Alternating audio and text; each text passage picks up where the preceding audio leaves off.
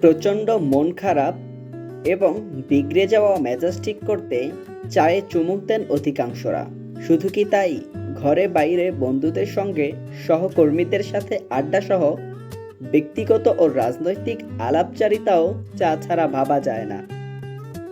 প্রিয়জনের সঙ্গে ঘন্টার পর ঘন্টা আড্ডাও চা ছাড়া জমে না।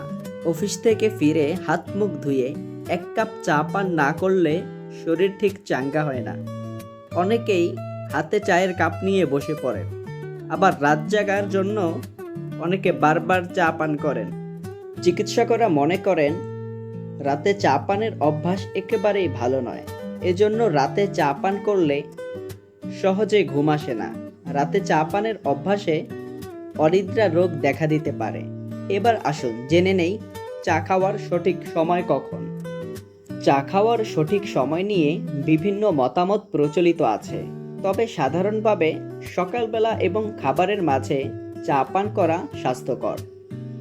সকালের চা পানের ক্ষেত্রে ঘুম থেকে উঠেই খালি পেটে চা না খেয়ে সামান্য কিছু খেয়ে চা পান করা ভালো।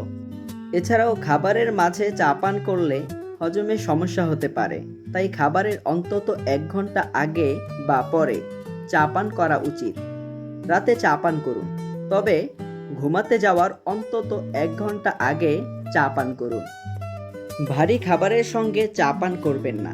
খালি পেটে গরম চা পান করা একেবারেই স্বাস্থ্যকর নয়। এর ফলে আলসার, গ্যাস এবং আরও বিভিন্ন ধরনের সমস্যা হতে পারে। আমেরিকার বিখ্যাত হার্ভার্ড মেডিকেল স্কুলের গবেষণায় দেখা গেছে, নিদ্রার আগে চা পান ঘুমের তেমন কোনো প্রভাব ফেলে না, তবে বিভিন্ন ধরনের চায়ের মধ্যে ক্যাফেইনের তারতম্য নিদ্রাজনিত ব্যাঘাত ঘটাতে পারে।